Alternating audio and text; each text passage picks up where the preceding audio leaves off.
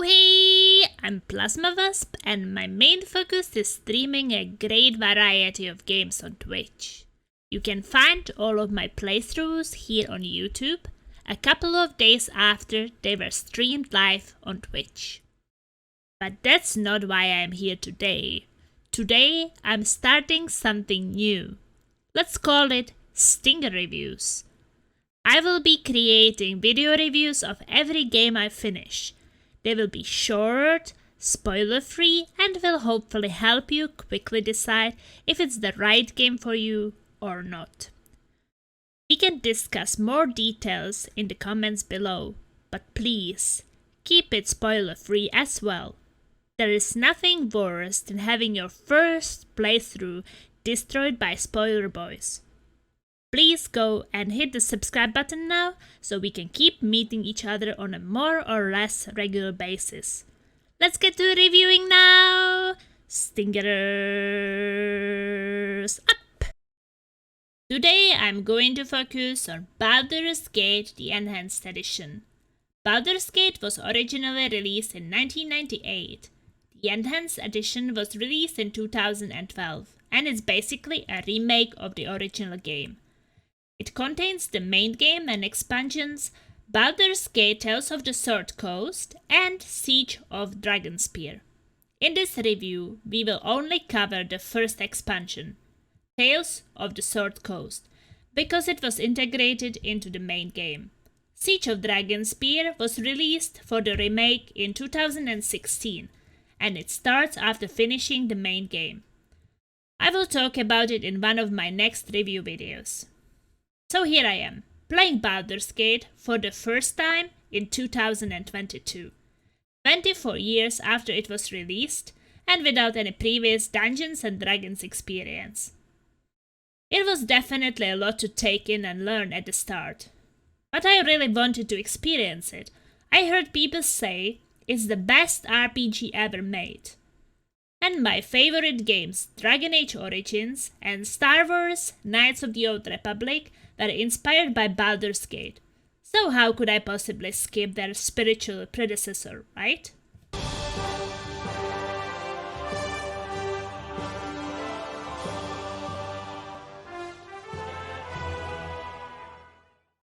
Baldur's Gate Enhanced Edition is a role-playing game where you can recruit up to 5 companions for your journey through the game.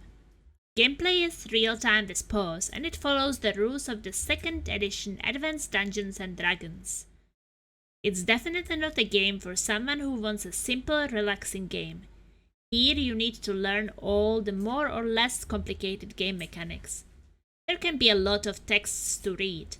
Character sheets, descriptions on items, abilities, spells, everything is very detailed. Baldur's Gate has no waypoints, so you need to check your journal for directions. In a big city, maybe even take notes where mission givers are located, because it is not always so clear in your journal. And trust me, it can be frustrating and very time-consuming to try to return to a mission giver when the quest is done, when you can't even remember in which of the 100 of houses he or she is located. The game itself has no option to hide finished quests, and it can feel cluttered. It clears out a bit between chapters, but it gets very messy soon again. It has a pretty decent tutorial explaining the basics. I just wish that it would be included in the main game, rather than having a standalone tutorial. I spent 1.5 hours creating my character before the tutorial part, and I panicked when the training was over and at the start of the game I was asked to create my character again. Luckily, it is possible to export it from the tutorial and import it into a new game.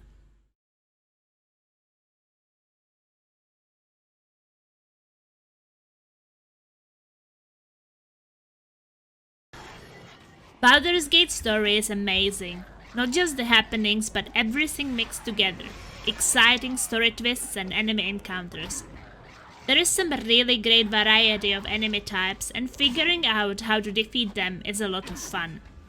You have so many companion options that it almost feels too much, and all those I encountered and played with had some pretty interesting and special personalities.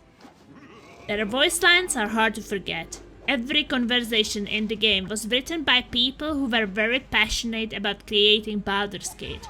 I can feel that. It has a very cheerful humor, and it doesn't take itself too seriously. Woo! We won! I absolutely love the music in Baldur's Gate. It's so beautiful. Definitely a masterpiece, not only for game music back then, but well, even for today. I can see how it can evoke memories in people who played the game many years ago. I could just sit in the menu for minutes and listen to the main theme. Baldur's Gate graphics are 2D isometric. It was probably groundbreaking 20 plus years ago, but with the improvements it received with the Enhanced Edition, it looks good even today. So how much do you have to pay to play Baldur's Gate Enhanced Edition? The historically cheapest price for PC I was able to find was €2.39, and that was on Steam and Fanatical. The main game and Tales of the Sword Coast together have around 100 hours of gameplay, if you do everything. I can only guess the length of Siege of Dragonspear because I'm still playing it, but let's say 30, maybe even 40 hours. That's 140 hours of role-playing fun for not even €2.50 when it's on sale. I see some great value here. The Tales of the Sword Coast expansion is also pretty great, but it's much harder than the main game, and it's impossible to know what is the main game and what is the expansion until it's too late. So let me show you those locations where you can start them. First one you probably discover on your journey is this location here called Durlach's Tower.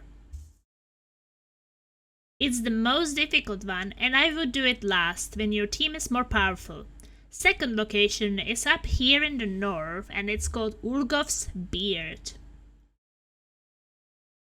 Remember that you have to do those missions before the point of no return in the main game, because you will not be able to do them after.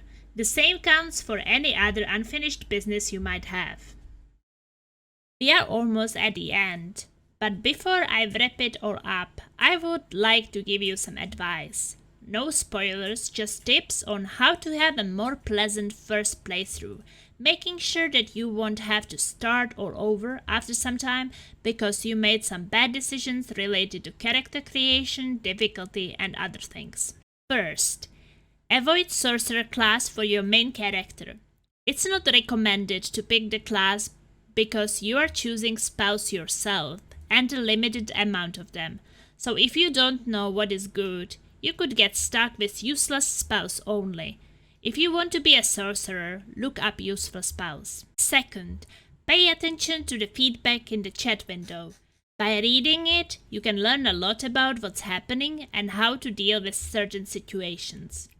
Third, turn off cosmetic attacks in the settings, because they are confusing.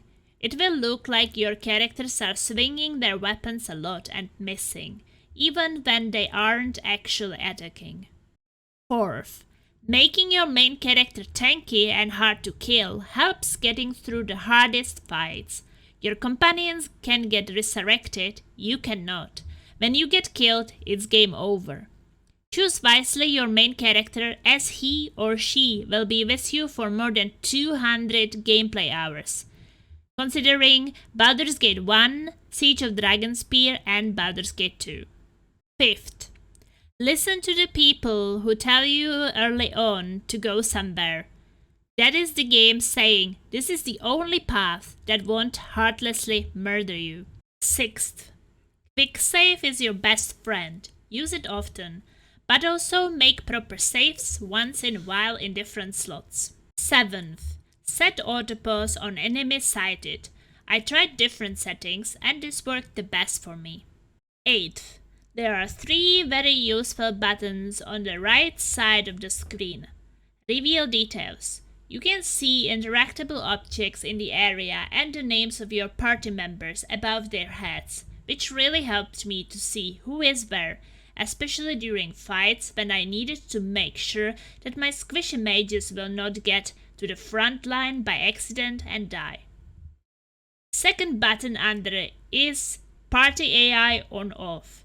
There are situations when you need your companions not to attack or not to do what they are programmed to do. This is a very fast way to ensure that. And the last button below will select all your party members, which is more reliable than marking them using mouse and possibly missing someone.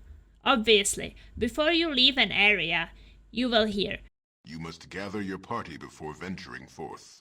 So marking all with this button is useful inside locations. Ninth, I don't recommend you trying to play the game solo if it's your first experience with the series.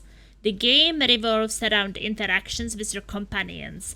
Don't make yourself miss all the cool dialogues. 10th, when you are creating your character, take your time re-rolling the dice until you get at least 90 points for your character's attributes. It takes time to get it, but I think it's worth the effort. 11th, if you never played the game before like me, but you want a challenge, but not impossible to win situations without using perfect builds, play on the core rules difficulty, but enable the max HP on level up option. And this is the end. I hope that I convinced you to try Baldur's Gate. It easily became one of my favorite games, and I'm tempted to try an evil character playthrough or play it with my friends in multiplayer, where each of us controls one character. Yes, the game has a high replayability value, which makes it even better, right? Thank you for watching. I hope that you enjoyed my Baldur's Gate Stinger review, and I will see you next time. Ta-da-ti-dee-doo-doo! Verto vu! Stingers up!